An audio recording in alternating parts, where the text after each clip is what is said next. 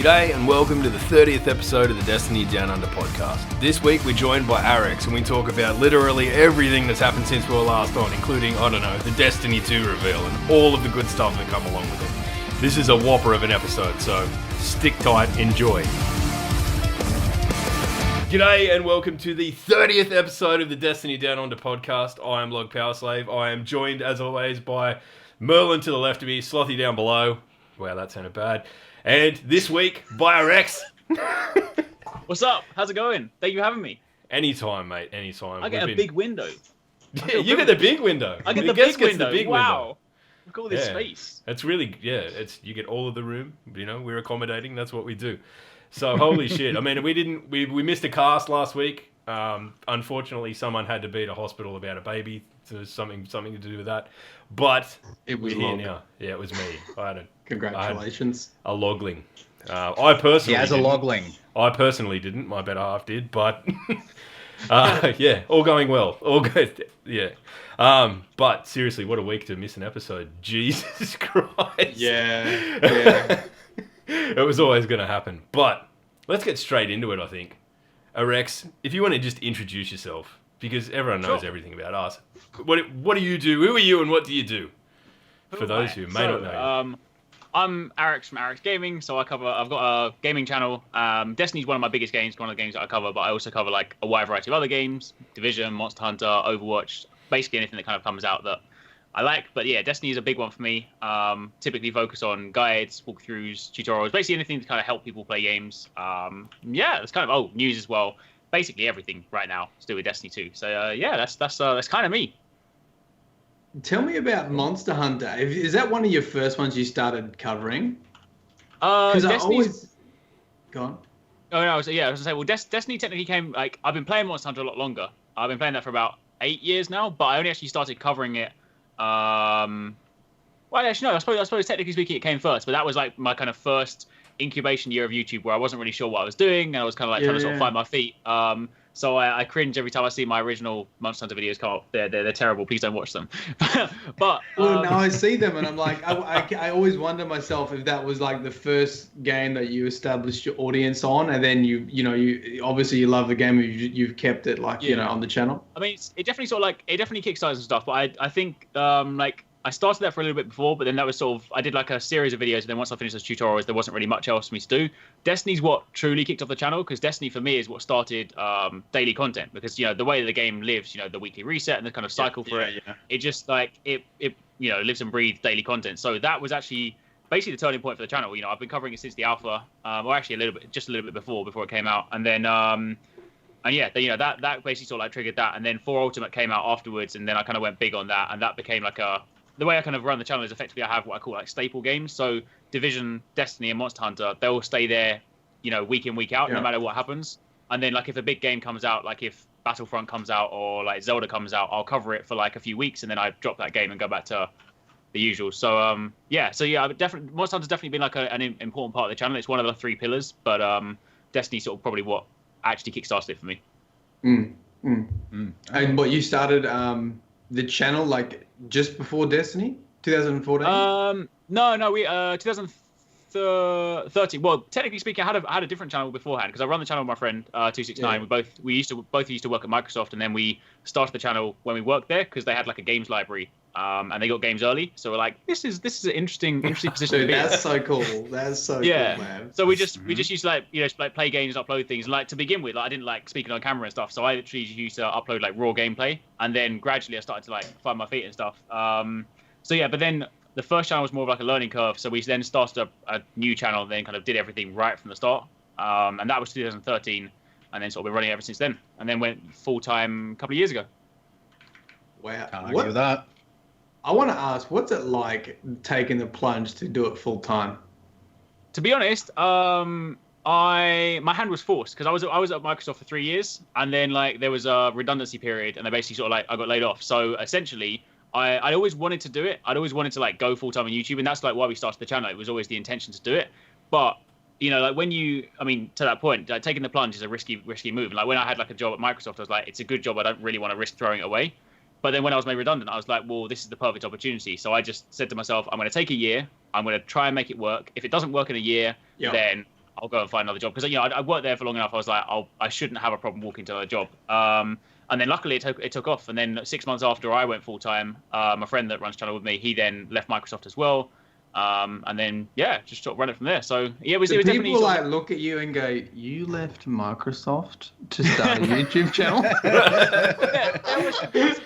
There were some people that were crazy. I mean, like it took, like especially when I told my parents I wasn't doing it, they were like, "Are you sure about this?" I was like, I need to take drugs. Yeah, it's like what are you doing? This is no way. But I think I was at that point where I was like, if I don't try it now, like if I had gone and got another job and then like got a house and a mortgage and like kids and stuff, and I was like, I couldn't risk it then. So I was in a unique position where I was like, I can try now, and it's probably the only time I can try. And then luckily, seemed to have worked out. So yeah. Dude, it's a massive like step to take, and with things like YouTube adpocalypses, and it's such a volatile environment to thrive in it. Like, you're doing something right, and congratulations to take that step, man. Yeah. That being said, sorry, love. I was just about to say, that being said, if you don't mind me asking, Arekkz, like your channel is going quite well at the moment, but if you feel comfortable answering, how hard did that adpocalypse, I guess you could call it, like they said, Mol, and how hard did that hit you? To be honest, I'm actually kind of a fortunate position because I don't cover sort of too many. I don't cover games like Call of Duty and stuff. I'm also not one of those channels that covers like controversial topics. So generally speaking, I haven't noticed it too much. But also, it's one of those kind of things where like when I first started, you like YouTube analytics and stuff is like they're at your fingertips, right? So you look at stuff like all the time, every day. It's like numbers going up, numbers going down. It's like it's quite sort of important to like not look at that all the time because it can really like get to you. Oh, If you wake up in the morning and you see like red numbers and you're like, oh, it's down today, like it just kills you, right? So during like it kind of sort of worked out anyway because during this time of year, typically just before E3 is when things go quiet anyway. Like irrespective of games. Like apart from last year, which was an anomaly for me because Division came out.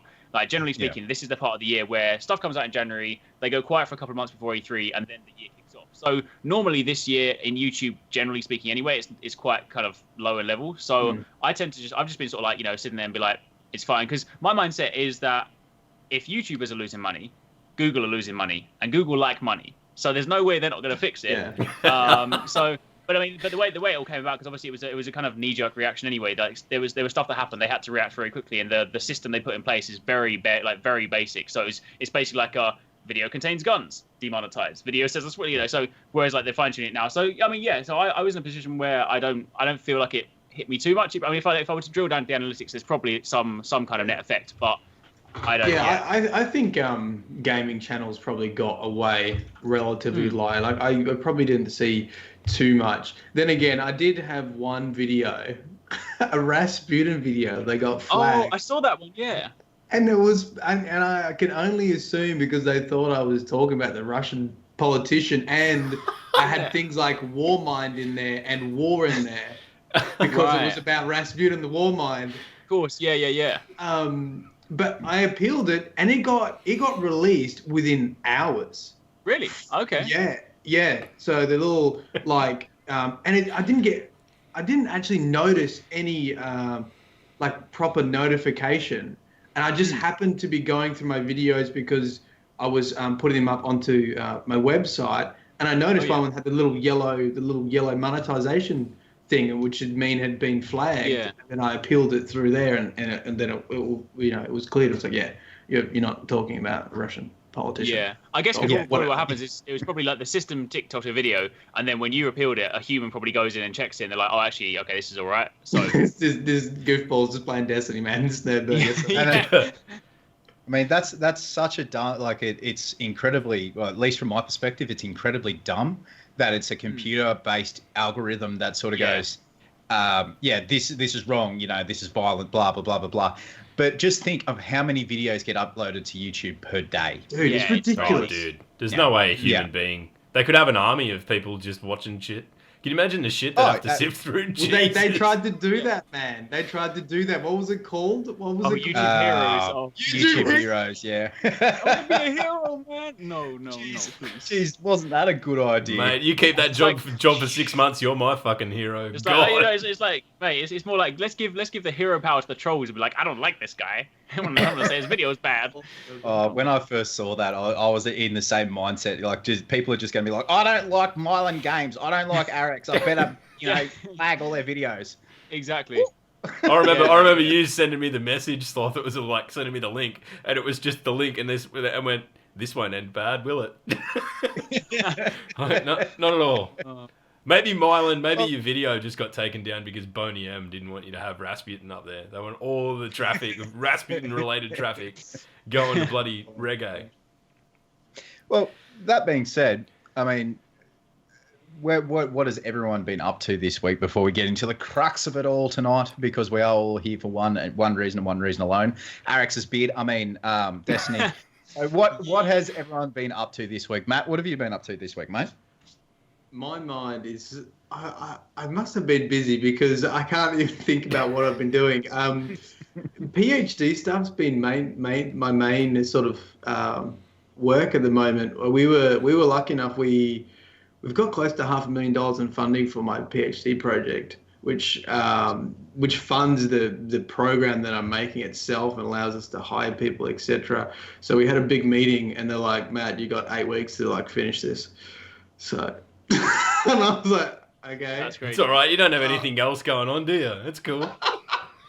And then apart from that, obviously it was the game. I've just been trying to comb through the gameplay reveal and try to extract some lore from that to get some YouTube vids up, and that's been my life for the last week.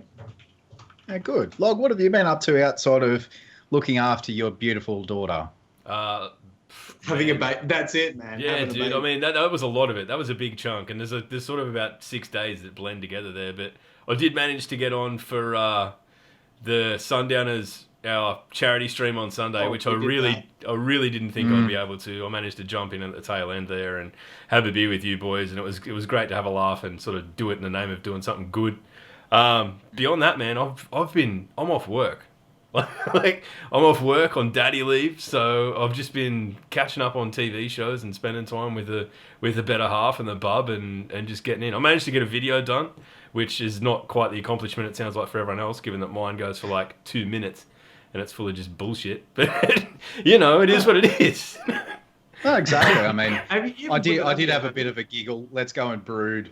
Brood. No, I had a good shot at the hunters. Name a hunter who's going to brood. Oh, Jesus. That Sundowners thing was a lot of fun. I'm really happy that Sentinel Dad and the dudes from Sundowners actually reached out to us and got us in there. So, I mean, meant a lot to me, meant a lot to you two. Meant a lot to all of us. It was really, really good fun. Yeah, I mean, and Sass got incredibly drunk, and it was funny. It's funny because he's just popped it up in chat right as you said that and said, "Can we not talk about Sunday?" He's probably still getting over it. So yeah, I mean that's been my week. There's not been a hell of a lot of reportable stuff, but I've been watching so much YouTube, man. I'm on the hype train. I am wholly and solely on the hype train. It's only 3 months, 11 days. An hour and a half to go. Not that I'm counting. So soon. Sloth, what have you been up to, brother? This week, I haven't been up to very much. I had minor back surgery on my spine on Wednesday afternoon. You got one, do you? Shit. With Origin coming up, you better be fucking well careful what's happening right now. You shit bastard. Sorry. that was a really good man. So yeah, I'll pay it, I guess. You fucking pain in the ass. I haven't been able to do very much this week, unfortunately. Did a little Taco Friday thing last night. Played some Quiplash, which was a lot of fun. Highly recommend getting in and playing with some friends. It was really, really good fun. But yeah, no, I've just been really, really looking forward to tonight or today, for whichever part of the world that you are or when you're listening to it, really looking forward to today because, as we said, we do have Arekkz with us. He's in the lower right-hand corner of your screen. That beautiful beard, you can't miss it. And today, whatever time it is today, ladies and gentlemen, we are talking about Destiny 2. I'm hyped. Matt's hyped. He was there the night the reveal was up. Log was in hospital, so he had to catch up later. Arekkz, you were there, man. What you were was there. the everyone was obviously very, very excited. Oh yeah. But what was the general feel of it? How did it feel to be in the same room of all of the really, really good, like just, well, I mean, all of the content creators, all of the major content creators talking about the game that we know, love, and will be playing for quite a while? I mean, the atmosphere was like absolutely incredible. I mean, yeah, everyone was super excited. But I think the nice thing as well is the way that they kind of broaden the net for like the invites as well. Because sometimes you get these events where you kind of go to hands-on events and they'll invite Activision will have their list of YouTubers they deal with and they'll invite those people, right? And then those events are typically a lot more like functional. You get what you need to do. But this was they sent out so many invites for this to have so many people there that like everyone everyone's like involved in the game in different ways. They might be content creators or streamers or like fans or people that can just like people that do like podcasts or on Twitter, even people that just like actively follow it on Twitter. They were kind of, I know especially in the States they sent out a very kind of broad selection of invites. It was just really, really nice to see like so many people there. Everyone was just buzzing. I mean, like I had a chance to like chat to some people when I was walking around, and like I think everyone was in a very similar mindset, like following the announcements as well. Because I mean, if we've seen things like E3 or typical announcements before, you have like this expectation where they'll come up on stage, they'll show you a little bit, and obviously then they hold back a lot of the stuff for future reveals and stuff. But it's like with this one, it's almost like they just they've been wanting to talk about it for such a long time, and no one was going to stop them on stage. Like they came up, they said something, they're like, have a trailer, have another trailer, have a vidoc, have another vidoc. It's like, I was sitting there and I was like, I'm going to make some notes, and I was like, I can't keep up. Like I can't do this. And it was just like, so it was an amazing, like absolutely amazing experience. Everyone was so happy, so friendly and stuff. So yeah, it was, and just something to be there as well. Obviously, having followed the game, all of us for such a long time, to kind of go from a game that to begin with people weren't too sure what it was and whether it was going to be a success and stuff, and now people like live and breathe this game and the community so strong to be there at like the next important milestone. I mean, this is completely different to any like DLC we've had. I mean, this is it's almost like this is the Destiny that we all wanted in the first place, right? Like Destiny 1 was I mean, I know people like joking. Yeah, I mean, I know people like jokingly say the whole of Destiny 1 was a beta, but like because of all the changes they had to begin with, and how they had to like restructure the entire game a year before launch, like this is the game they wanted to make. So yeah, I mean, it's like it's the true beginning now. Yeah, it's well, I mean, we're all alpha, beta, thereabouts players, and I remember watching the first announcement trailer and like just looking at it and just my mind was it was proper. It was good. Like that was the first time I started. Beta. Oh, sorry. Yep. Go on, man. No, go on, Matt. No, go on. I was just gonna say, it just reminded me of like, I remember playing the beta when you couldn't get into all the areas, and I remember going into the Hellmouth and being like, "This is what I want!" Like just exploring around, and it gave the impression that there was so many tunnels and you could just explore. But now I feel like we're gonna get that. Now I feel like you well. Hope, still fingers crossed, that really going to be much more exploration. It sounds like it anyway from the changes. I mean that's definitely. Oh, go on. No, go on, Arekkz. I was just waffling there. No. I was going to say. I mean, that's one of that was one of my biggest asks. I mean, like before, everyone's like, what do you want to sort of see in Destiny 1? Like this, and obviously, like me as like an ex-World of Warcraft player, like I'd love it to go more MMO, but it's never going to go there. But the one thing. Yeah, exactly. That's the thing. But like the one, but given that Activision and like Bungie refer to it as like an action shooter, I know they've got a completely different direction. But at least having like an open world, because I mean, to your point, in the alpha and the beta, like I explored every corner of the Cosmodrome, right? But then when we knew that there wasn't really much like hidden, when the full game came out, I didn't have that same desire to explore Venus or explore Mars. But now knowing that there are hidden things, you've got your lost sectors and stuff. Like I will be scraping every corner of this map, and I cannot wait. Oh yeah. Like with the So I've written it down in my notes here, but like as dungeons per se, and then you've got your so your dungeons, your lost sectors, and just a complete revamp of basically everything. Yes, and people will play devil's advocate and go, well, I mean, they're reusing supers, they're reusing parts of the map in regards to the tower. I didn't play the first mission. You have, Arekkz, so we'll get your thoughts on that in a bit. But a lot of people are saying to me, like people who stopped playing a year ago before Rise of Iron and all this sort of stuff, that they're reusing assets. No. No.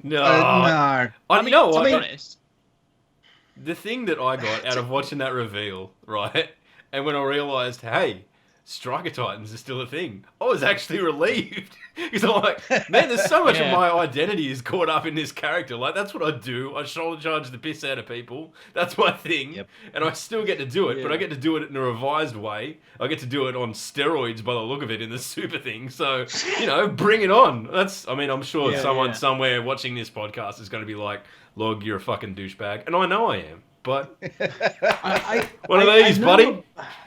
I know the feeling that people had though, because like when I watched it, I don't know what I expected, but it made sense as well. I was sort of like, oh, it's a sequel. Oh, that's right, it is a sequel. But then I was like, for some reason in my head, because Destiny was so heavily criticized, I almost expected something completely different, which was unrealistic in itself. But I did have that little part of my brain that was like, they're just gonna fucking scrap everything, and it's gonna be this something completely new.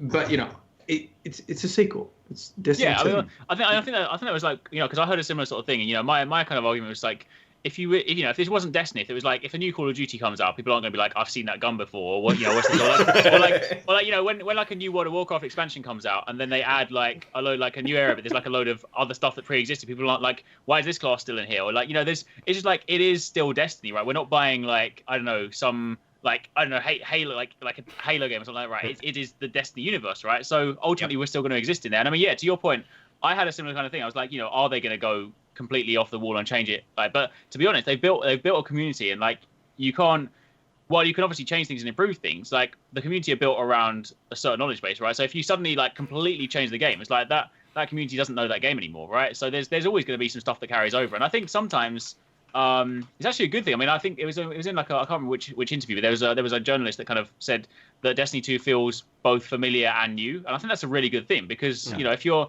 coming over from Destiny 1, like, you feel at home, and like instantly I picked it up, and I wasn't like, right, what are the controls? What am I doing? This is a new game. I was like, I know this, right? But I was still like, this is a new area. I'm using new weapons. I'm using new stuff. And well, yes, I mean, like, I for one would have liked it if there were 3 completely new subclass for each character. But at the same time, I mean, given the way that they're developing the game, and given the fact they keep talking about this like improved pipeline, I mean, hopefully, just if we just start with 3 and there's one like completely new one and a couple of reworked ones, then maybe there's scope, further down the line for them to add more. So I'm pretty happy with it. I definitely didn't like sit there, and I mean, again, I appreciate, when you go to an event like that, you're so kind of like focused on all the new stuff. It's kind of hard initially, at least, to sort of like see the negatives. But I honestly didn't sit there and think like, I've seen this before, kind of thing. I was like, this is awesome. I mean, I was playing the Hunter, and I was like a gunslinger again. But just the fact that I could fire 6 shots, I was like, this is really cool. So, I mean, it's got that full blown. Boom, boom, boom, boom, boom. Yeah.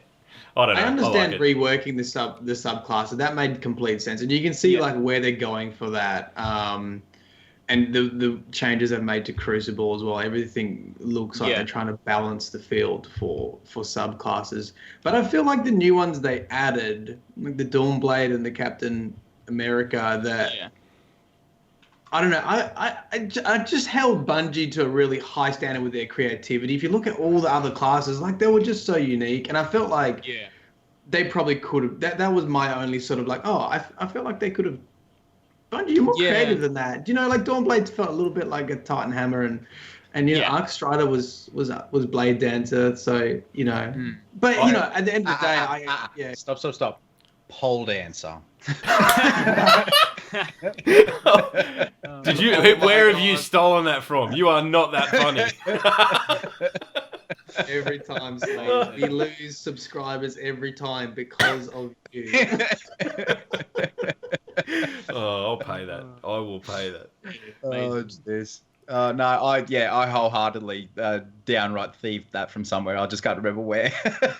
I like to think that the Captain America thing, like, somehow Vibranium has managed to amass a shitload of money and just gone to Bungie. Please.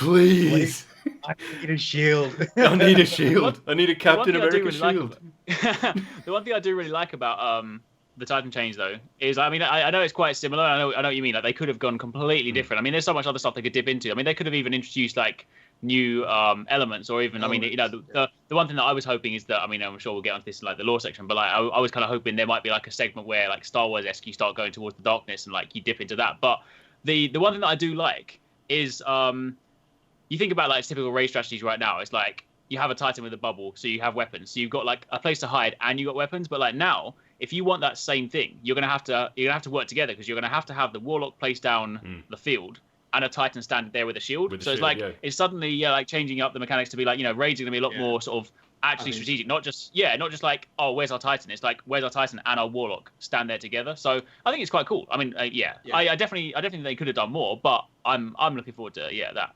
I think that class ability really adds the next element of teamwork, and I think that's going to be sort of the really prominent point when you start working in raids and not just, now you've got an extra thing to juggle. Actually, you've got not just your supers and what you bring to a raid team with your supers, but now you've got this extra, are you going to use your Titan shield to block off pathways and to stop enemies coming through while you have your Warlock dumped down, healing rifts, and the hunters just doing their own shit like you. They're off in the back. The raid team.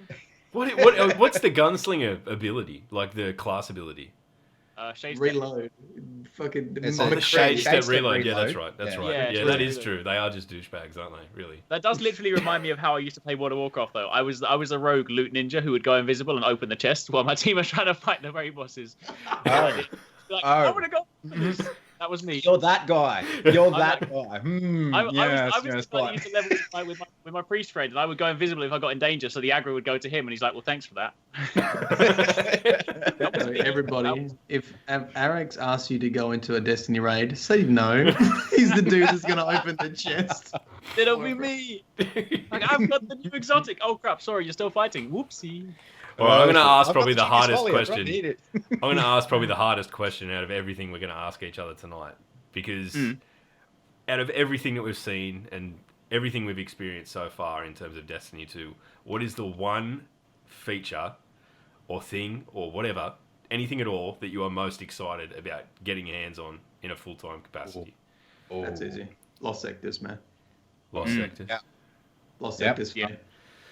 I've got to agree on that as well. Yeah, they're just like, they just taps into the whole open world exploration thing, right? Yeah. I want to be able to go explore and feel that exploration and follow a map and follow a quest and find a boss and find a dungeon and get loot. Yeah. That sounds pretty good. Log, what's yours, man? What are you most excited for, brother? Guided games, man. Clans. Oh yes, dude. Yeah. That's I know a lot of people in the community and that, but.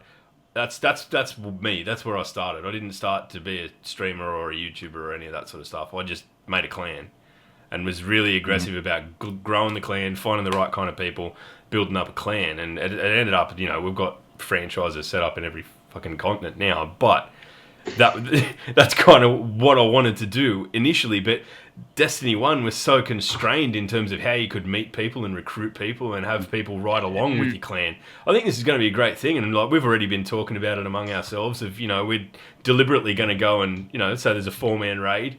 No worry, a 6-man raid, sorry. Just go in with a team of 4 and just pick up another couple of people and, this is what we do. This is how we do it, just share the love a little bit and just be the good blokes that we are, or pretend to be anyway, and do that. I'm legitimately excited about that. That is, that's probably something that most others have glossed over a little bit, but for me, huge thing. No, I think, that was really, I was like, Bungie was so clever. They realized if they just gave matchmaking, people would not enjoy raids and people would not raid Destiny 2, and raids is so important. And they're like, how do we solve the problem of toxicity that you get when you match 6 random people together? And obviously their brainstorm solution was guided games. And I just thought, fuck, that's clever. That is a really good idea. And I hope, and you know what, considering the culture that's already been brewed in vanilla, I have no doubt that this will work very well. Yeah. People want to be that clan. People want to be that clan to help people. We've already got Sherpas with the Twitch community. Now that's going to expand to outside of Twitch, and I think that culture will just spread. And that's I was just about to go into that. Like you've got your Sherpas in Twitch. You've got your massive ones. You've got your smaller ones, and they all do the same job, just to varying degrees of success. Yeah. Excuse me, but you go to websites like the 100.io, which is one of the better Sherpa sites for trials and raids and all that sort of thing. And then you go on to like the normal LFG sites, and they're just so horrible. They are so horrible. Like you must have level 400 Galahorn. No, shut up. Yeah. Is the person you wanting to join willing to learn? Are you willing to teach them? Is your team willing to come together as a team and teach the person? To not even teach, but just to keep everyone's spirits high enough to continue the raid? Like Log and I have a friend who spent on Arekkz when Hardmode first came out, 8 hours. And there are stories out there with people who did it for longer and longer and longer, but 8 hours. Are you serious right now? And like he went through a different raid team every hour or so because he just they were either just too pig-headed to actually learn, or they're like, no, let's do it this way, but it just doesn't work. Yeah. You know, like the guided games and the fact that you can go, all right, so let's look at I don't know, our clan, TA. So we've got TA. All right, what are they? So joke around, act like a bunch of idiots, but when it comes down to the crunch, they get the job done and they teach well. Like that's probably not what it says because, you know, they've got people like me in there, but that's beside the point. You know, like it's very muchly they can look at it and just go, yeah, these guys are the guys that I want them to teach me. Or these guys sound pretty good. Yeah. Maybe they could teach me how to do Gary's raid and all that sort of thing. Like it is really, really good. And the clan system, one thing I hope for the clan system, they get rid of the 100 clan tag limit. Yeah. Yes. Yeah. What is the limit? Does anyone know? It's 100 now, Arekkz? but there's no talk of it. I've looked and there's nothing. Like there's no new word on it. You didn't ask Deej Arekkz when you were at the I gameplay didn't reveal. get a chance, You didn't get any inside gossip. I had no that you can exclusives. share? Unfortunately, no. I was trying to lock them down. I was too busy playing the game, man. I was too busy playing the game. I'm sorry, Matt. Arekkz now has to apologise to you because he was busy playing the game that we're all talking about and excited over. God damn it. Terribly sorry. I was a little bit preoccupied. I had other shit going on. Come on, Jesus. I don't know. I'll tweet him and he'll ignore it, so that's fine. We'll do that. We'll go down that path. For me, like, I also hope there's a clan reputation thing in there somewhere. I don't know how the feature works, but I mean, there are going to be dickheads. There's always dickheads. It's the internet, but I hope that there's a, you know, like I'd not just wanting this for my clan, but I'd like to see, you know, this is the clan that, you know, they're the good clan for teaching people, whatever. I don't know, like just some way to recognise it, because I think that there's so much of it. People are proud of who they are and what they're involved in, and it's an organic way to meet people, to recruit people, to grow what you do. So it's, I don't know. I mean, Destiny's such a social game. I think it's perfect. As Matt said, when I was sitting there watching that, I was like, wow, this is absolute nail on the head, because it just completely circumvents the to use a dark HK expression, AIDS that is the fucking the LFG groups. That is yeah. But which subclass, guys? If you hand on heart had to pick one subclass that you've seen, because, you know, there's, according to Bive's video, there still might be like other shit out there that we haven't seen yet. He's spooking that. But I assume we'll get 3 each. Yeah. I mean, eventually, but is one DLC down the line? Yeah, I mean, Rasputin DLC, he might send out a whole bunch of deactivated Siva, and he's just like, here, Guardians, take all my power, or some shit. I don't know, just making shit up on the spot. But you know what I mean? Like anyway, for me, it's the reworked Defender Titan, the Sentinel. Beautiful. Like, it's a walking shield. As like it's a little bit smaller, but it is aggressive and defensive. Mm-hmm. It's not like I'm going to pop a bubble and wait inside with a shotgun. No. It's my team, get behind me. Let's go. We're going forward. You guys shoot the dudes. I'll take the damage. That's cool for me. That's good. I mean, I'm down for that. Matt, what do you reckon, man? Before I forget, right, that post you sent me, Sloth, with the Trials of the Nine and all that kind of stuff, confirmed the other subclasses as well, Night Stalker and the other ones coming back. Yeah, that was one Bive's video referred to. Yeah, well, so I mean, that post has been 100% right so far. So, yeah, We'll probably get them, maybe. Look, I'm in a really hard boat at the moment because I like some of the changes I've made to Crucible, and I will be making a much more effort to get into PvP. Will it be enough to convert me to a hunter? Probably not. But that reload, man, that dodge reload. Yep. Man, that's going to be solid in PvP, especially with 2 primaries now, essentially. Like, if you got, like, running 2 hand cannons or something, holy shit. So that's good. But also, I mean, I'm actually looking, when I think of the next classes, I'm actually thinking more about the extra ability that they get. Like the Titan Barricade, that is pretty solid as well. You reload, right, when you duck behind that barricade. The mini one, you get a reload off that. Look, I can't even give a class at the moment. I don't know. I want to do all of them. Can I do all of them? I don't know. Oh, mate, do all of them for sure. But I like the most interesting, one. What do you think? So quite obviously, it's the reworked striker. You know, I would look at Titan. I think I want that barricade. I don't like Captain America at the moment. I would probably do striker. Yeah. Yeah. Arekkz, what do you reckon, man? Well, as a current triple hunter main. Dude, come on. Dude, feed. Matt, you gotta fucking vet these people better.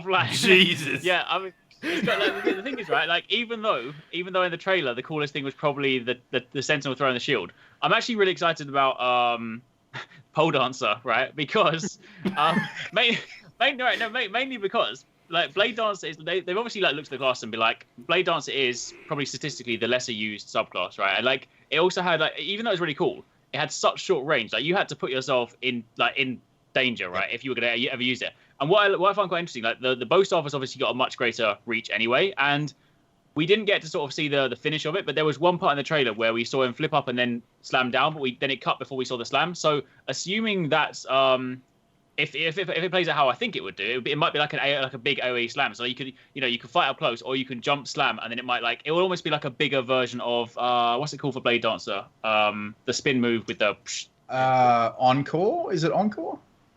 I think so.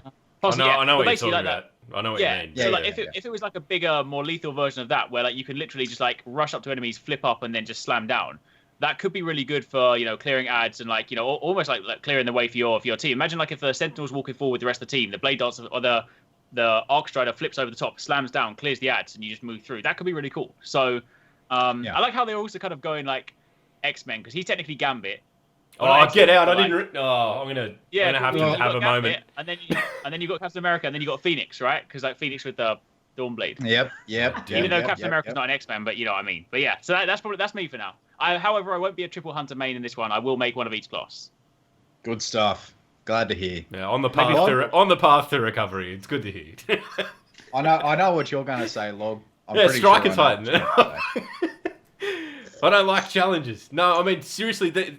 Playing into talking about the AoE move that the hunter has with the pole dancer, I think all of the supers to me look like they, like right now you've got a Titan and it slams. That's striker. Yeah. It does the slam, and maybe it does 2 different variations of the slam where there's a shit on the ground after where you can't walk, or it's a bit bigger, or it chases people. Now it looks like you've got the versatility in the super that you can go, all right, well I can slam, or I can slam and then shoulder charge out, and I can, I think they're onto something here, and I think that when you look at, and I don't mean to bring Overwatch into it, but Overwatch, the abilities in that aren't just one and done. I'm trying to think of how to word this because I haven't really thought it out properly, but you've done well. It gives you more options, and that's what I think it's I get where you're going. Yeah, I definitely get where you're going, man. Yeah. With the Bubble Titan, the Bubble Titan is more like the Sentinel is now more than a Bubble Titan. Like with I'm not sure if you remember, Destiny first release, I think it was the first trailer, second trailer, or something like that, something around the gameplay, the moving bubble. That was the thing. Yeah. That was the thing. And then it's just a stationary thing. So it's like it's point holding, I guess, like holding an area. So area denial, more or less. Like if you're there in your bubble, it's area denial and defense. But now like it's more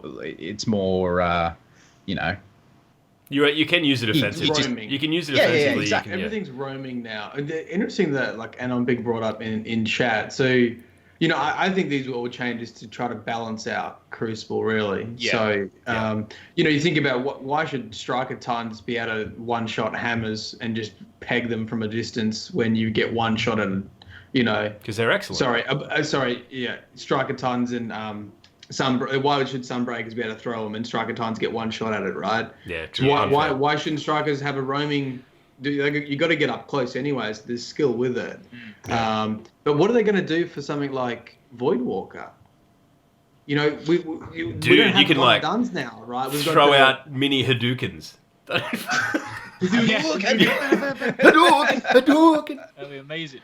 Yeah, bring it on. Well, I think also it might just be like because there's definitely like the balance attempt is like it's really kind of clear to see as well because I think one of the saw a clip from I think it was Prodigy that tweeted it, but there was sort of see how like tight the striker is, for example, in the Crucible. I mean, the striker literally did a Fist of Havoc next to someone, but there was a slightly bigger gap and it didn't kill the person. Whereas you think about Destiny now, I call it Fist of Panic because it's literally just like bam, everyone's dead. Whereas like you know this one. You have to be a lot more precise, and of course, that's because it is, you have so many more attempts to do it. But that is nice because like Destiny Crucible as it exists right now, if you hear someone activate your super, you just run, right? I mean, yes, if you're a skilled sniper, you could shoot him in the head and take him out. But generally speaking, like as someone like me that's an average Crucible player, I just run. I'm like, I'm out of here. I don't want to be here. And like for a lot of the time, especially if it's like a stupidly broken warlock, like you can't outrun that anyway. So, but you look at like other things. By the way, I don't like warlocks. Yeah, you're in good company here. Good job. Yeah. You're in good company, mate. No matter what people say. Right, but one of the most impressive things I thought was cool was like, for example, the Dawnblade. Right, Dawnblade is probably like the most comparable in the Crucible. We had a chance to like they can fly up, they can basically fly after people, and they can rain down fiery death. But the flames from the sword have like a really, really noticeable drop off. So like if you're anywhere beyond say like SMG or like auto rifle mid range, like the thing just falls down. And it is actually very possible to outrun a Dawnblade. So I think what they've done now is like supers are still going to be a powerful thing where if you get caught by a super, you're going to be dead, right? They're still going to be one shots, but it's not to the point where it's like this guy's got a super, we're all screwed.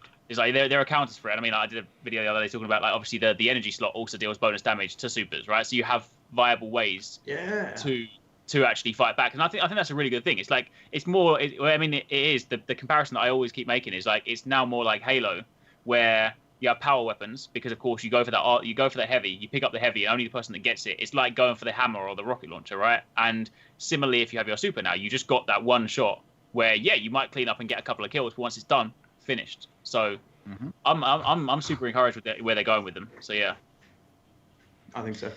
Like the changes to the super are very, very interesting across all fronts, and I'm sure we will see more of that come beta.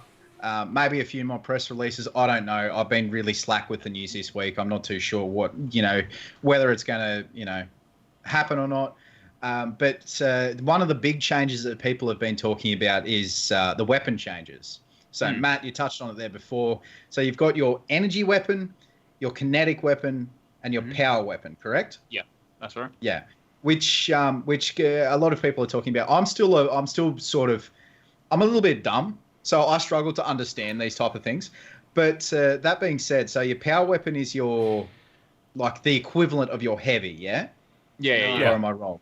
Well, it includes snipers, shotguns as well, and even fusion rifles. I think are there. Yeah, right? Think about it like Halo, man. Like a power weapon. God, I haven't played Halo PvP. Yeah, but like rocket launcher, sniper rifle, laser. Like you've got these big one hit, one kill weapons that are. I reckon snipers are going to be. They're going to buff. Snipers are going to be considerably more powerful than they are now. Yeah. For them to be worthy of carrying that slot. If it's the slot you also have a machine gun and a rocket launcher in. Like they're going to need. I think what you'll get is you'll get really skilled people with snipers, and they'll be an absolute fucking menace. And that's how you want it to be. Like you'll have less of everyone using snipers, and just the people that really hone that skill, and that can justify putting a sniper rifle on instead of a rocket launcher. Because I could never justify putting a sniper rifle on instead of a rocket launcher. Right. I think they also said there was again I can't remember where it came from. There was an interview where they were speaking to someone Bungie dev, and they would like, what's the trade-off? Like, why would I choose a sniper or a shotgun over a rocket launcher or a grenade launcher? I think they said the main trade-off is that, per pickup, like every heavy ammo brick it's going to be ammo. So you might pick up like a heavy ammo brick and get like 2 rockets or 2 grenades, or you might get like 2 magazines of shotgun or sniper ammo, right? So like, while yes, like damage, like per like bullet or per rocket damage might be greater. Idea. So yeah, so if you're in the Crucible, you might think, all right, I'm going to go sniper because it means I might have like 6 to 10 shots, versus if I go rocket, I've got like 1. Like I picked up power in the countdown mode, and I have 1 rocket, so like I've got to make it count. Oh shit! Okay. Okay. Or like grenade launcher, I think I had like 4 grenades, something like that. So yeah, there's definitely like a disparity between the ammo you get. So I think that's probably how they're going to balance it. I mean, numbers are probably going to tweak, but that's going to be an important factor. But I mean, yeah, I definitely do like super enjoy that change though, because it just means that like those weapons are like so much more. They carry so much more weight now, right? I mean, like it used to be so that everyone had a sniper before, everyone had a shotgun, to the point where they kind of became a nuisance. Where like now it's just like you're gonna care so much more about it. You're gonna be like, all right, the enemy has a sniper. Like in competitive play, they'll call it out, be like, this guy has a sniper. He is a threat. Yep. But then I think also the call out. I think the call outs in game actually tell you what they picked up. I think it says like X person picked up sniper ammo, or X person picked up.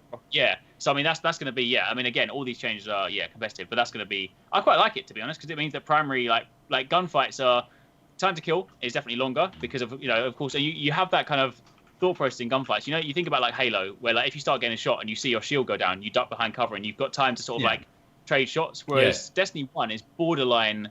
Not exactly, but like borderline Call of Duty kill time, because like it's so fast. Like you see someone, I'm dead, like in a second, right? And that's not how, like when you've got a life bar that you can see in a shield, like that shouldn't really be the case. So I think you're gonna have like much like kind of longer and sort of like strategic fights. Yeah.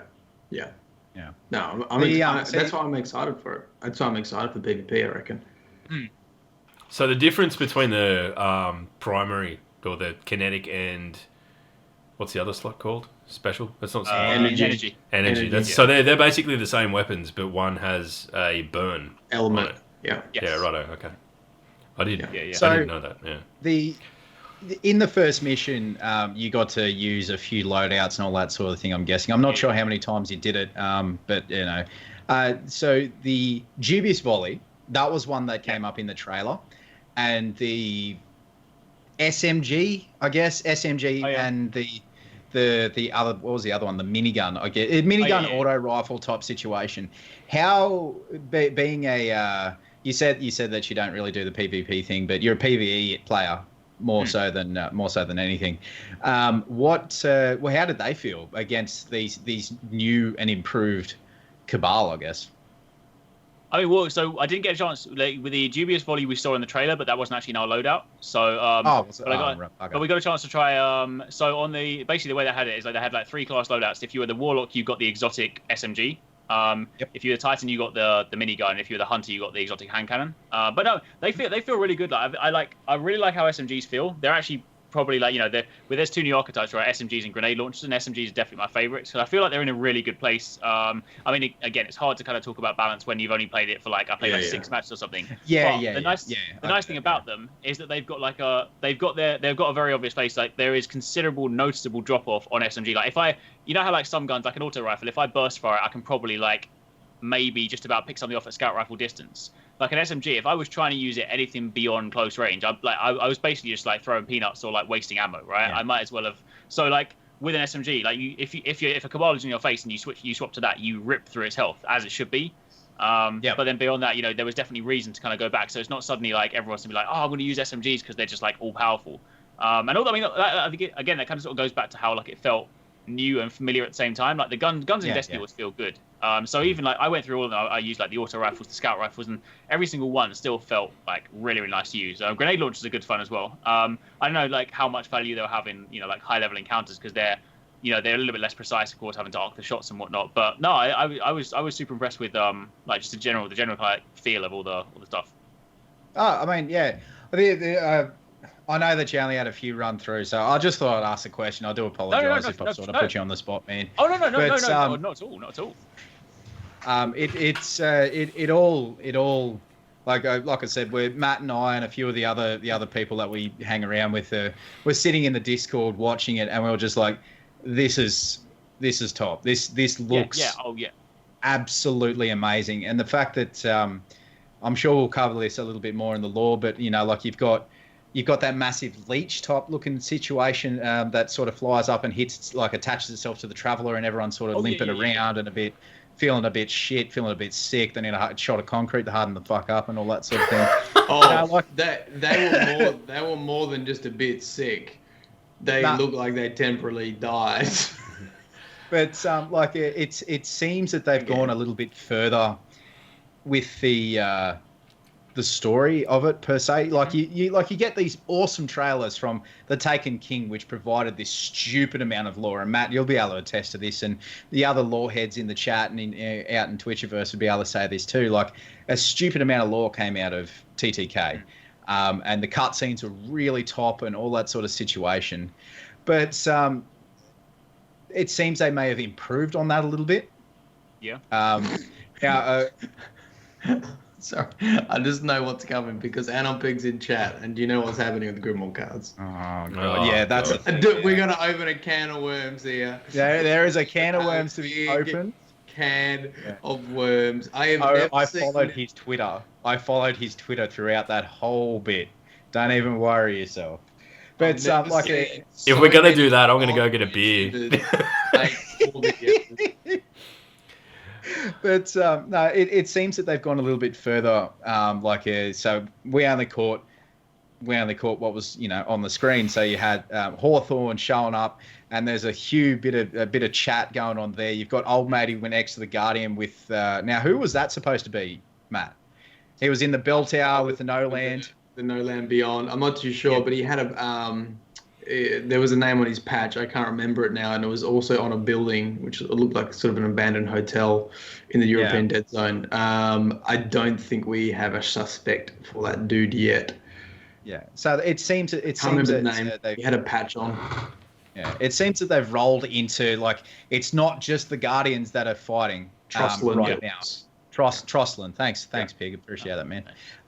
But it's not just the Guardians that are fighting now. However we get our powers of the light back, however we do that, people have been saying there's a shard of the Traveller in the European Dead Zone. That's how it sort of comes back to us playing as Guardians and all that sort of thing.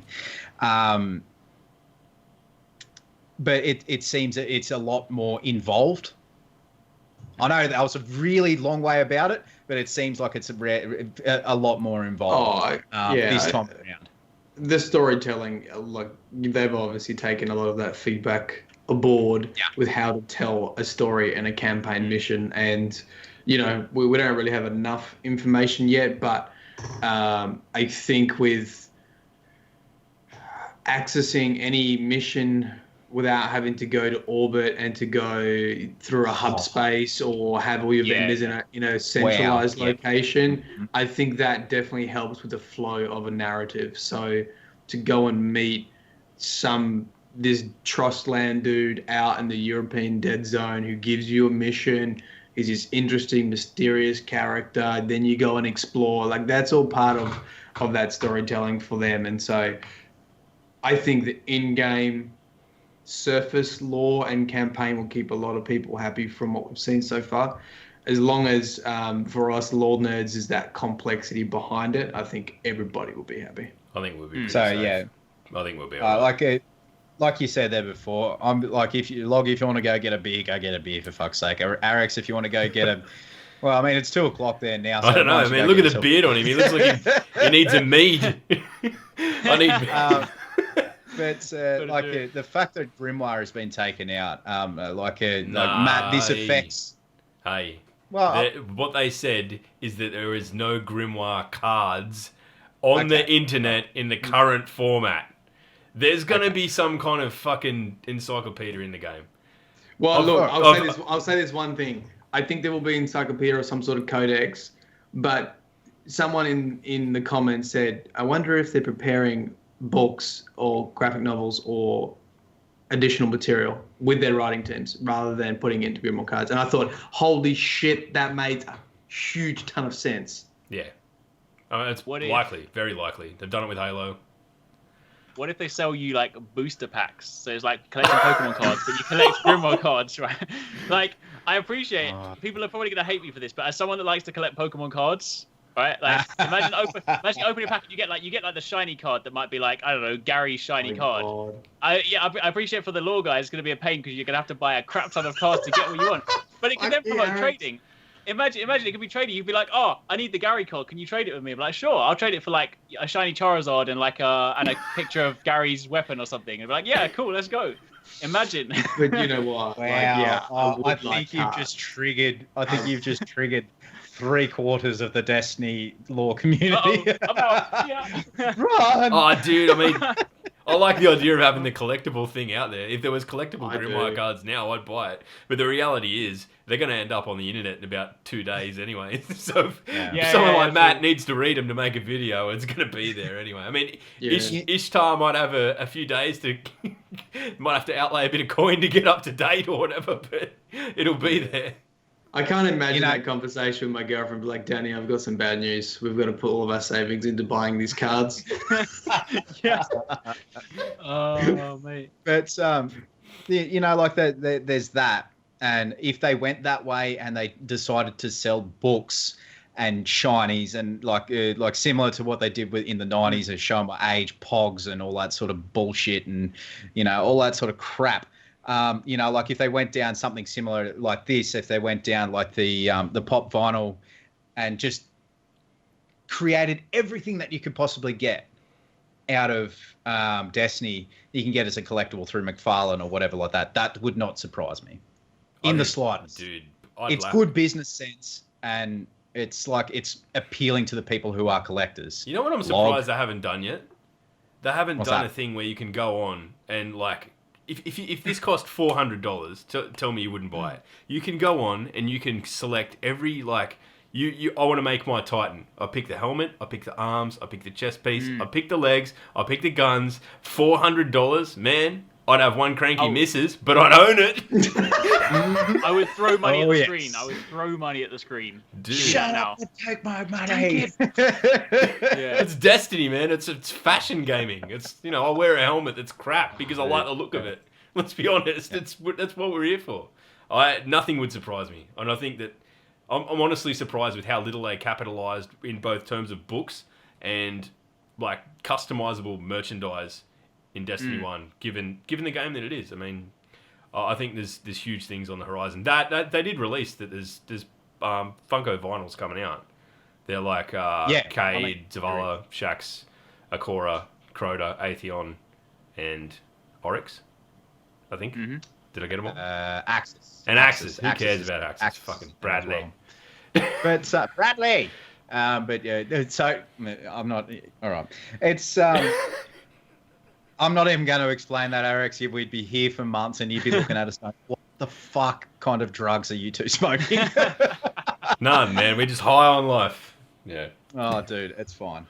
But yeah, no, there is so much stuff that we could talk about here for ages and ages and ages, and I would absolutely love to do it, but I think it's about time we move into the lore part where Matt can do his special super lore voice. Ready? Hang on. I just want to touch on something for a sec, because Arekkz comes on here, man, and he sounds exactly like he does in his YouTube videos, and it's comforting. It's comforting, it's just you're talking to someone. Like I feel like I know you because I watch your stuff anyway. It's like, all right, cool. Now, ready? Watch Mylan go from Mylan, the podcast Mylan, to Mylan, lore Mylan. Wait, actually, I'm gonna quickly go get a beer, but I'll be right back. Maybe it's like a secret agent. You guys always build this up, and then I start thinking about how I speak, and then it ruins it, and then I don't know how to intro this segment all the time. But now Log's gone, so we're gonna do it anyway. All right. He's going to get a beer. Welcome back, Guardians. You want me to start again now? Go ahead, man. Go ahead. It's your baby. Welcome back, Guardians, to the community questions section of the Destiny Down Under podcast. And today we are joined by Arekkz. Welcome to the podcast, Arekkz. Thank you for having me here. Yeah. And we are joined by Log Power Slave, who has gone to get a beer, and the Deranged Sloth in the bottom left-hand corner. And today we're going to speak about the new planets in Destiny. We've got our resident expert, Arekkz, who was actually at the D2 gameplay and actually got to play some of these new planets. So hopefully we can quiz them about any information there. And we'll talk in general about each planet. And I think we better start with Earth, European Dead Zone, right? So we've only seen little snippets of this so far. Thoughts on the European Dead Zone? It's something that's been in the lore for a long time, actually, but we haven't really known much about it. So the Traveler's Shard, I don't know if you guys saw this, but PlayStation interview, which was released a little bit later with Deej. Deej confirmed that there is a shard from the Traveler in the European Dead Zone. Mm-hmm. And that is what that big thing is, basically, in the background of the farm. So the social space, we'll be going to the social space, and behind that or near that will be this Traveler's Shard. So something I missed in my last video was about it being corrupting the area. Apparently it's corrupted the area, and that's why it was called the European Dead Zone. I didn't hear that being said, but I think it might have been said later in the interview as well. So pretty cool area. I have a feeling, because Arekkz, you played the campaign mission, right? Yes, yeah. The first campaign mission. Mm-hmm. Can you see the Traveler from the tower? Yes, you can. Yeah, because as soon as you load in, there's a section where your ghost actually says to you like what's happening to the Traveler, and you can spawn in, and like you're basically on the front of the tower where you would normally stand and see the Traveler. Yep. Like that part's broken down. The whole this like rubble all over the floor, and you start walking on this kind of broken walkway, and you look to the left, and you can see the whatever the Cabal tech is that's like leeching onto the side of it. Yeah, so you can see the leech onto the Traveler, right? Yes, yeah. But it's not orange yet. It's not like encapsulated yet. It's no. Like, It's okay. kind of like moving up there. I guess because we still got our supers, right? So yeah. So yeah, that's where I'm getting to, right? So it likely isn't activated yet, right? So the leech is sort of on there, but not activated. You still got your supers in the very first section, and then basically they'll activate it, and I assume we all fall down, and then somehow recover, right? And then we need to regain our powers back. So my thought at the moment is probably journey to the farm, journey to the European Dead Zone, and have a look what's going on in that Traveler's Shard. Yeah. I think it's basically going to serve like a staging ground. Like it'll be our staging ground on Earth. It'll be the place where, there's obviously a pocket of whether we get any kind of like Concordat or whatever. Whoever's there already has established themselves, and we as sort of the refugees of the fallen tower will sort of congregate there and use it as a staging ground. It's a place we've been. It's like there's the Crucible maps that are already set there. It's going to be a little bit familiar, and it'll probably be the first area that we're exploring. So I think that it'll definitely be nice to see that realised in a full way, especially given that it'll be fleshed out with characters who probably live there or whatever, and you get to learn a bit more of the story of what's actually going on the ground there. So with these social hubs, right, and correct me if I'm wrong, so you can just do you think you're just going to be able to walk into them?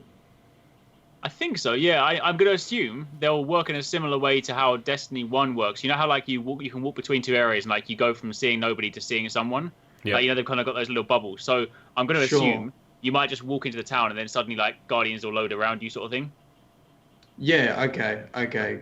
That would make sense. Because I'm sort of thinking you're going to have to journey, maybe without your powers, to this area to reclaim the light. And the interesting thing about this area, if you look at the screenshots of the Traveler's Shard, there's like a void river running down from the Traveler's Shard. Okay. There is an arc storm like inside the Traveler's Shard, and then there's like sunlight behind it. So you have like all these three elements that are all like right next to it. So there's even a screenshot of, you remember the shard in the mission with the hive had it? Yep. Yeah. There's a shard like that, but it's void, and it's full of like void light, and it's all cracking like void and stuff. So I think that there's going to be some missions about that to regain those powers. So that's all I know about European Dead Zone. Do you think that's where the speaker might have gone? Because I know like there was like during the mission I think it's Ikora who's like the speaker's gone. Do you think he might go in? Either he's been taken by the Cabal, or like maybe he knows of the shard and he's like, I've got to try and sort of go there to. Right. So the only thing that I noticed in the trailers about the speaker was when Akora jumped on the ship, she shot a Nova bomb, and she yelled something really badass. I can't remember now. You'll have no sympathy from me, or something like that. Right. And then Zavala got in the comms and said something to the effect, "There's Akora will find the speaker." Yeah. Okay. Right. I think That's he's been all I've kidnapped. heard of I think he's been sort of kidnapped, speaker-napped. speaker. Well, I we don't saw the trust him, to be speaker, right? honest. We saw the speaker in Zavala's Yeah. prologue, I guess. How Zavala went from newly resurrected to the Vanguard. We saw a very young speaker in that one as well. I like that. That was probably like what a way it. to lead into the reveal, dude. Yeah. You know, just getting I don't know owned. if you. I thought that was so clever. Because I made a video about how Guardians don't age, and I was like, how did they make Zavala seem so young? And it was, a combination of facial expressions and his armor. He went from white common armor, which we're so used to as being, kindergartens, to absolutely badass. His Vanguard gear, which is so bulky and chunky and Titan-like from his like skinny sort of, pleb armor when he first started. I thought that was really cool. Really cool. I think that segs. I think we can go on. We've got the European Dead Zone. We'll move on to what we've got next in terms of the other 3 planets, because it ties in with the characters as well. Each sort of fundamental character that we know has been. Well, I mean, Zavala's left and is on Titan because he's a Titan, because that's how Titans do subtlety, I suppose. Where else is he going to go? Akora's on Io, as, that's a sacred place for warlocks. And I think Cade is trapped on Nessus? I don't think he's gone there by choice. Yeah, all right. So there's a fair bit of scope there. I mean, and as a pure novice, I know what I've read on Wikipedia about these actual celestial bodies, for want of a better term, but is there much in the current Destiny Grimoire, Matt and Arekkz, if about these planets? Are they mentioned at all, or is this sort of we're going to see that fleshed out fully in Destiny 2? Not a huge amount. They actually introduced Io and Nessus in Age of Triumph. Yeah. They introduced both those in the Cade 6 card, and it is this is the horse people card. I don't know if you remember that. The centaurs. The centaurs, but it's actually, now that it's got context, it's talking about a centaur planet. And now I'm going to trigger a whole bunch of people with my terminology, but I think centaur planets is to do with their orbit around the sun, and it's really irregular. So we don't really know what space they're in. And Beard Grizzly's actually done a really good video about this recently, and it's to do with how long it takes to orbit the sun. I believe one of those planets was meant to take 122 years to orbit, and it's in the Cade 6 card is taking 126 years. And then it talks about its delay in orbit. And I believe it's the one that the Vex have taken over. I'm going to get all it'll be Nessus, because Nessus is the only one that it isn't a moon. It is a body in its own right. Nessus was a centaur planetoid. Yep. Okay, and that's in the Cade 6 card. So it says minor events of 126 years ago, and according to Beard Grizzly's video, which was an excellent video, it should be 122 years if things sort of start to line up, basically. And first 25 match Crucible winnings streak record, which is a quarter rate, a centaur planetoid, 7066 Nessus, which is its actual sort of proper name. It's got that number 7066 Nessus. Re-enters system after unexplained delay. And considering Nessus is the one with the Vex, right? That's all Vex overrun, transformed entirely into one of the machine worlds. So Nessus is the Vex sort of planetoid. I guess we're wondering whether this delay is because of the Vex doing something to it. And basically, Cade interprets centaur planetoid as horse people.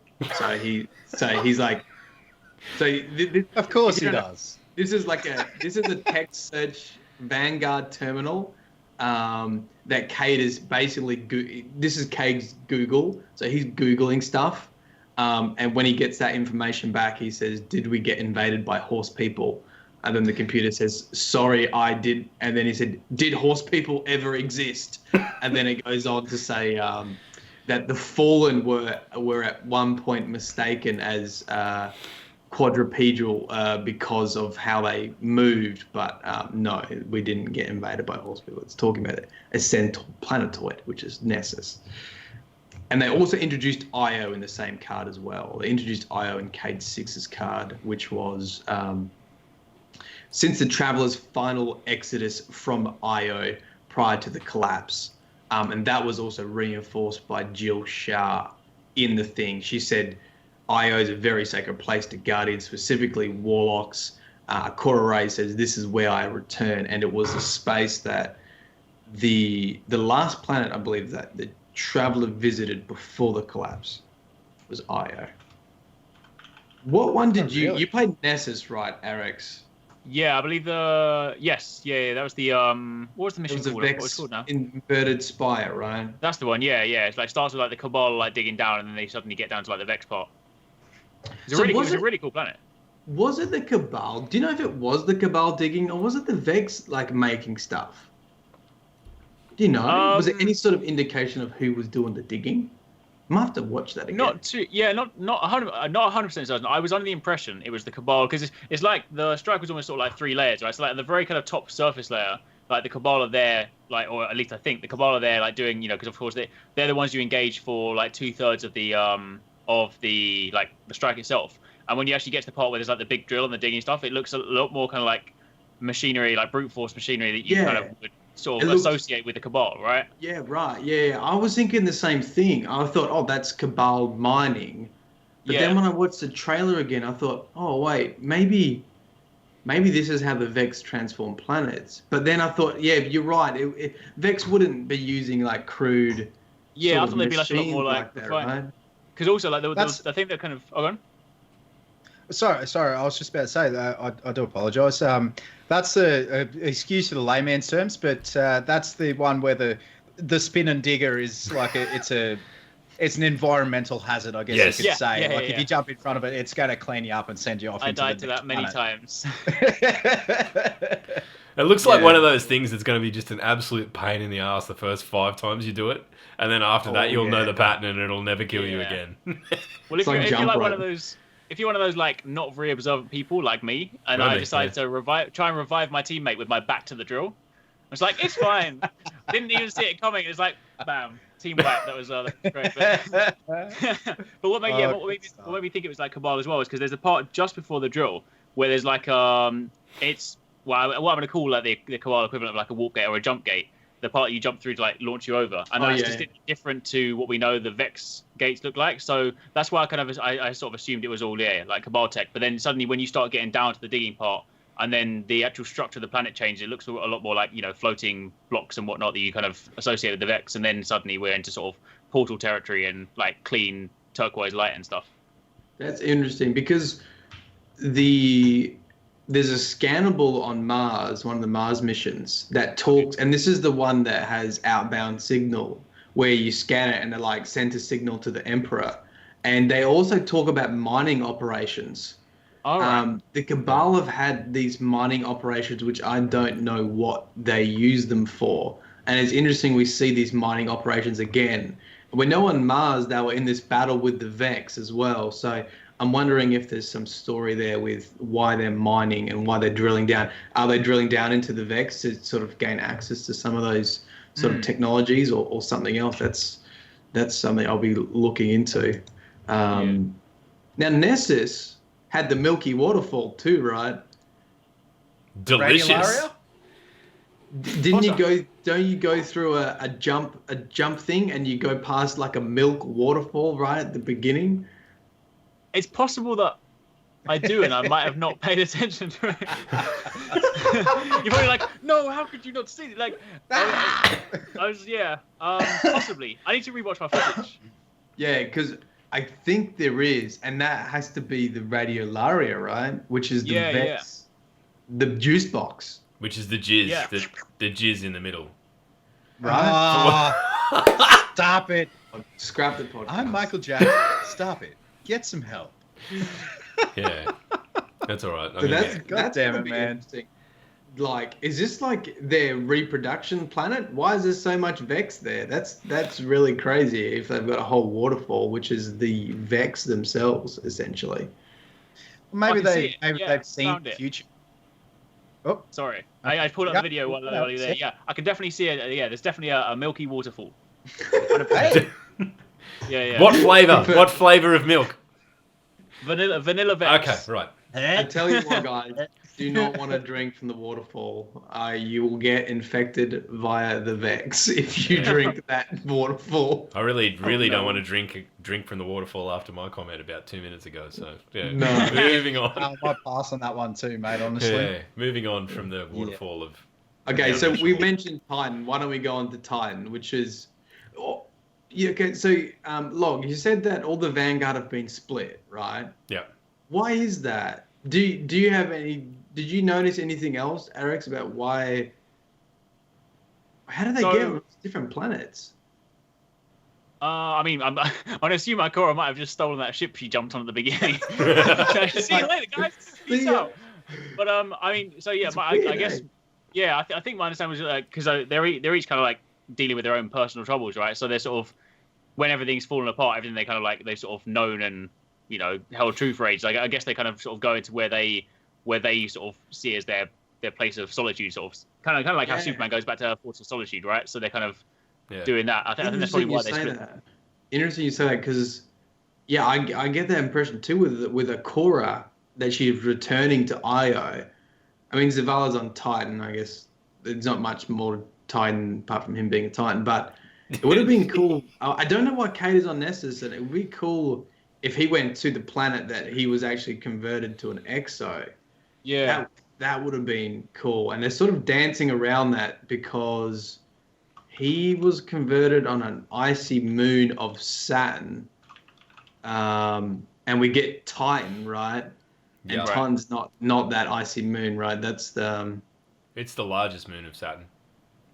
It's the largest one. Yeah. It's the methane ocean one, right? Yeah, because basically it looks that it's basically going to be all sort of like facilities above the water, like I don't know, like kind of like Cloud City in Star Wars or something like that, or the place where they make the clones. That's kind of what it reminds me of. I can't remember the name of the planet, but it's for me, like, that's as much as it's the Titan planet named Titan, where the Titan goes.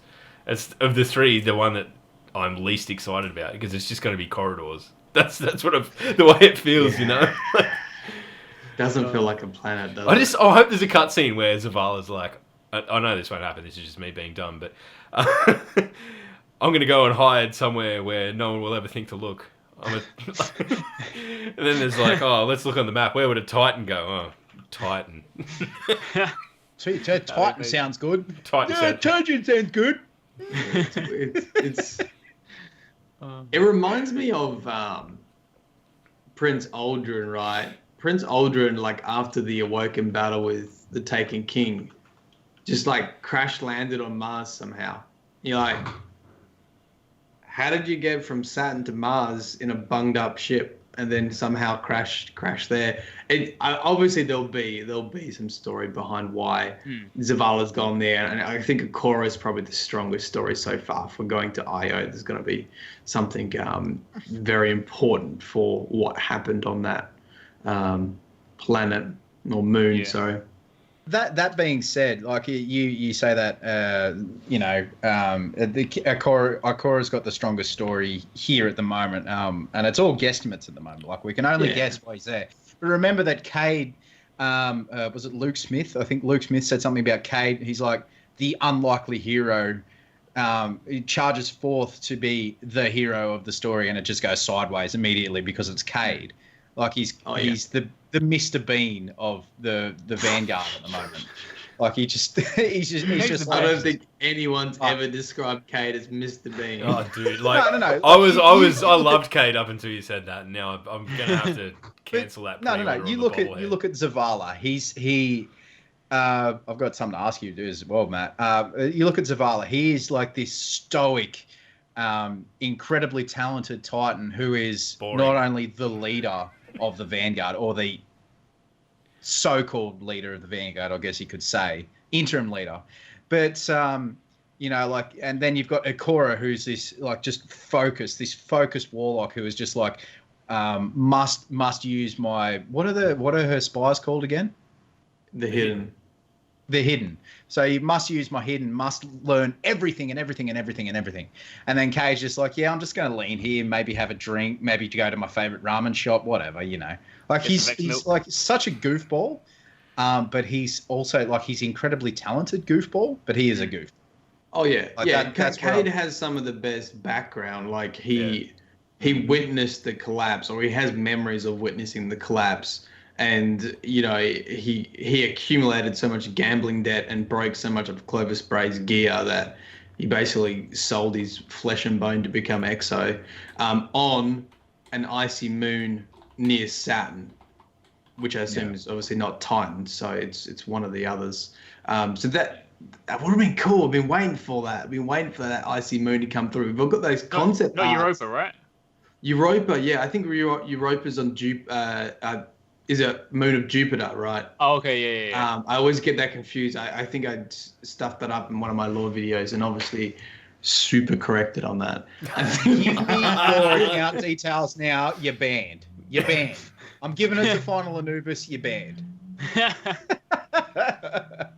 One interesting thing as well, like what if each of those 3 planets / moons is kind of synonymous with one of the 3 elements? Because you know how like we see Ikora using Stormcaller. Zavala uses Bubble, right? And then Cade is our gunslinger. And while I know you said like on Europa we saw the shop that seems to have, you know, elements of all of them. What if it's part of the story is like you basically go after, like in order to get your Void subclass back, you go to seek out not to say that like Zavala is like the best person to go to, because obviously he's just a guardian in the big sphere of things. But I wonder if it might be that each of those planets is kind of like where you go and collect something from, and then maybe it's kind of a really good idea actually, because like if you think about the Vanguard, they actually teach us each of the classes, like through we go to them through each of the Kay teaches the golden gun, each of those like subclasses, and they might have a preference in the lore for what they're strongest at, but essentially the Vanguard are our mentors to harnessing the power of the light and wielding the light in multiple different ways. So, you know, maybe that is where Ikora was a traveler. She traveled like the system with her trusty shotgun, Invective. And, you know, maybe she discovered something on Io, and that's how we rediscovered certain powers. Maybe we'll get that 3rd class there, or we'll get, you know, an additional power there. And that could explain why they've gone there as well as other sources of the light. Because we've used that before too, right? We went to Mercury to get the Sunbreaker. We went to the Black Garden to get Night Stalker. We went to Mars to get Stormcaller. So it's not outside of the scope of what's previously happened to get powers back, for sure. What planet have we missed? Have we missed one? No. So we've done Io, Titan, Nessus, and Nessus, and the European Dead Zone. And the European, which by the way, apparently, according to Mark Noseworthy, largest place by a factor of 2. I thought he said 4. I don't know. Maybe I wasn't paying attention. So it should be twice as big as anything they've done, I believe. Twice as big as the biggest area in Destiny 1 is the Seavified Cosmodrome. Yeah. Yeah. That is the biggest one at the moment. So it's big, but it's not much there though. Oh well, I mean, he said, that's a good point, Sass. Like Sass in the chat has said at least 2. So, but no, that's let's just wait and see. At this point in time, the only person who has more knowledge about, because he was there, is yourself, Arekkz, out of the 4 of us. But at this point in time, we're really guesstimating on a lot of things. Yeah. And like it's always good to provide the conversation in regards to it. But one thing that I'm not throwing shade at anyone. I'm not being a pain in the ass to anyone. But guys, we just need to wait. Yeah, it's good to have the conversation, but we need to wait. For fuck's sake, just relax. in all honesty. Like, there's no point in getting into an argument on the internet because you say this and someone else says this. What is this, Reddit? Wait. It's... Yeah, no, completely agree. Yeah, I mean, that's one of the things I do wish they had of. The one thing I was hoping we would have got a chance to go hands-on with at the reveal would have just been just to explore the world, but obviously kind of being put through somewhat linear missions. But I've definitely got high hopes, because even if it's just like 2 times the size of the biggest planet we've got, while if you look at like games with big open worlds, that still might not be that big. But to be honest, if they can kind of put that level of detail and the amount of kind of things to discover, I'd rather have like a smaller but rich environment to explore than they just be like, let's try and make it 10 times bigger, but half of it's just barren.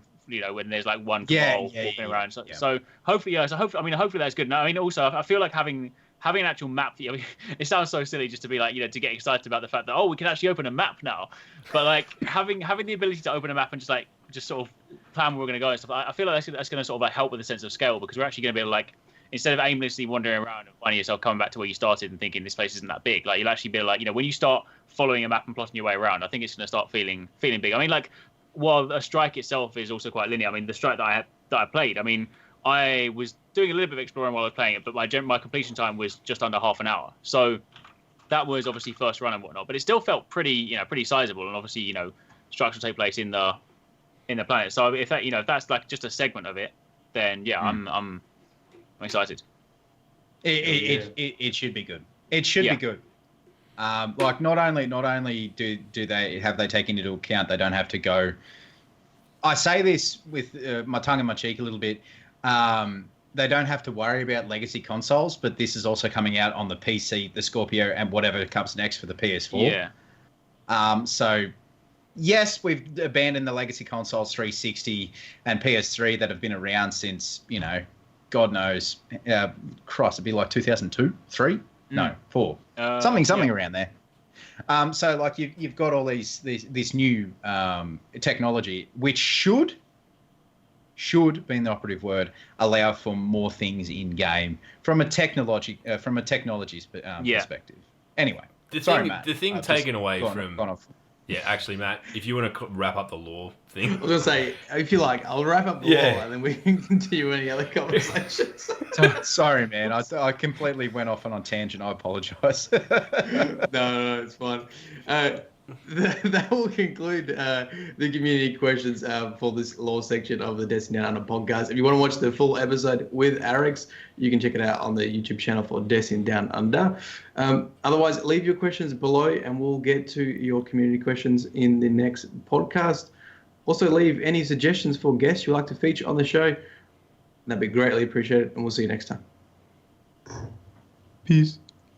Oh my God. Stop it. Oh. Nice. What I was going to say is that everything I've seen so far, and Arekkz will be able to sort of quantify this better than I will, it just looks really fucking smooth. Everything just looks really, really smooth. Polished. Yeah. It looks polished. Mm-hmm. Really polished. Good. Well, yeah, I mean, good. Yeah, the first time, the very first mission is probably like, I know they're obviously going to make amp up the first mission. I'm hoping that kind of level of detail sort of carries through. And while I don't expect every mission to be quite as intense as that, I mean, yeah, the first time I sat down, or even before we played it, we just saw it in the trailer. Like I definitely got a distinct sort of like Halo vibe from it. There's definitely like a lot more going on. It felt like it felt a lot more rich and stuff. And even though it's still running at 30 and whatnot, but it was running on PS4 Pro, like it still looks better. Right, like I just instantly saw that, and obviously I played on PC as well, which just looks incredible. But yeah, no, it's gonna look good. That's a big point that a lot of people were up in arms about. Like, you see it on Twitter, you saw it on the Bungie forums. Why is it not in 60 FPS on consoles? Because the consoles can't handle it. Yeah. That is the be all end all. End of mission answer that everyone sort of got. The console, the current iteration of consoles, Xbox One, and PlayStation 4 Pro, or whatever the most powerful one is now, it doesn't have the power to do so. Yeah. And correct me if I'm wrong, the guys in chat who did go, and Arekkz. So on PC, they were running GTX 1080 something or other, some sort of fancy card, and they were running on medium settings at 60 frames per second. Yeah. Correct. Yeah. In 4K. Yeah. Yeah. So it has 4K support with HDR and all that sort of thing. So people are like, oh, it's going to look janky as all get out on consoles. Really? Honestly? It's not going to be any different than, I don't know, playing fucking... I can't even think of a game. Oh, like, is Overwatch 30 frames per second on console? Probably. Can't remember. I think that might be 60. I'm not too sure, but you know, I know your point. I mean, like, there are a lot of games out there that are on console that look incredible. That, I mean, if they are 60, they don't necessarily maintain that 60 at all times. And to be honest, I would rather have a stable locked 30. And I mean, I've always been one of those people that I don't really mind. Like, I grew up as a Nintendo kid, so I'm just gameplay first. I don't really care about visuals anyway. But like, I've never really been one to like care about 3060. I mean, maybe that's because I'm more PvE and I'm not really a competitive PvP player. So fair enough, to the competitive guys, maybe they would notice it. But yeah, I'm very much of a mind that like I would rather have the game be solid 30, no drops, and just for the whole experience, it give me a great cinematic experience, than potentially 60. Like if I'm in the middle of a world where there's nothing going on, but the second action happens, it starts to drop. So yeah. So a stable 30 with HDR, which will make it look a little bit better. With 4K, if you can do the 4K thing as well. I'll get to that in a sec, Sass. But yeah, it's yeah. At the end of the day, a lot of the player base. I'm not saying all of it. I'm not saying a vast majority of it. A lot of the player base are like the four of us. We grew up on. Commodore 64s, like again, I'm showing my age again. Commodore 64s, Nintendo 64s, fucking Xbox with the original Halo, the original PlayStation with Crash Bandicoot and all that sort of bollocks. Like frames, at least to me, don't mean anything. Anything. Yeah. The thing that I would like to see them fix is the tick rate. Yeah. I'm pretty sure that's been addressed, man. They're going to have to address that. Fucking hell. If they don't, there's going to be hell to pay. I mean, I know there's always this fucking carry on about dedicated servers too, and Destiny's its own unique beast, and they've, you know, jettisoning legacy consoles and all that sort of stuff will help that. Personally, it's not something that I worry about. I keep the faith in that Bungie know what's best for their game, and they're not just being tight asses about it, given that they've got probably the biggest release of this year coming. I mean, the amount of hype around it, it'll be huge. I don't think they're in it as a cost-cutting measure to not have dedicated servers. So, you know, I have faith in them to be able to execute what they say. But, man, like, I definitely think that we're going to see an improvement, and tick rate will have to be part of it, because that is the be-all, end-all of PvP at the moment, is that you can get killed around a wall because it's so slow. Yeah.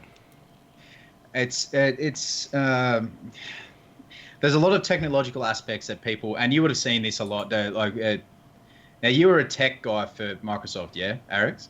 I worked in test for like a bit, and then I moved over to production. But yeah, for a bit. Yeah. So like, there is a lot of things that go into video games that a lot of people just don't understand. Yeah. Like, I don't understand them. Log doesn't understand them. Matt doesn't understand them. You probably have you have a decent understanding of it. People just need to just relax. Yeah. Just wait and see. Like this is the thing that people just need to worry about. Just relax and wait and see. Yeah, completely. Be hyped for sure. Have conversations. But don't start a flame war on Twitter or fucking forums or some shit. Sloth. Let him go, mate. Fucking hell. Yeah, I'm in the boat, man. Let them have. They're not hurting anybody. Let them have fun, man. If it means that much to I him. completely agree, though. I mean, because there was like, I think someone sort of asked me like very kind of soon after the Destiny thing hands on. They were like, "What do you think about the dedicated servers?" And I was like, "Until I play the beta, until I have like I see what it's like. If we play the beta and then connections are terrible, then there'll be reason to complain. But until then, because I only played in a local environment, right? So like my experience was flawless. So at the moment, I'm gonna sit tight. What was it like? What was it like playing in a local environment? Were you like, oh wow, this is what PvP should be? It was good, except for my PvP experience at all these events, right? I always get put on the team against like the really good players. So you're people that are like Hush or like Unknown Player or like Oki, and I'm just like, well, my gameplay is gonna be rubbish. And it's just like, if ever you guys want to know what it looks like to die a lot of times in Destiny 2, I've got you covered. But no. But yeah, I mean, honestly, like it runs so smoothly. Like I mean, you don't even consider, you don't even like think about it when you're playing like an environment like that. It's just, as the game was intended. But absolutely. Now,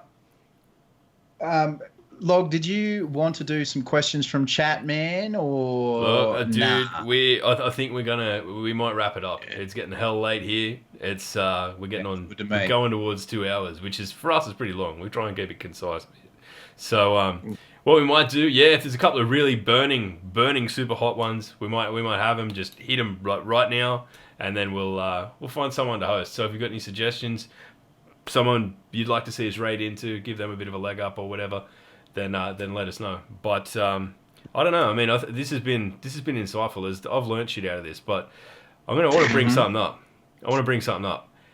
Do you know, Arekkz, that I did not even notice swords at all in that replay, in that whole fucking really reveal, until your video came out, and it was like the difference between all of the swords, and I'm going. Oh, it was the one moment that I've had where just the way the hunter carries the sword, I'm considering. Oh, it was so good. Like the full blown samurai like back carry and all that. Oh, dude.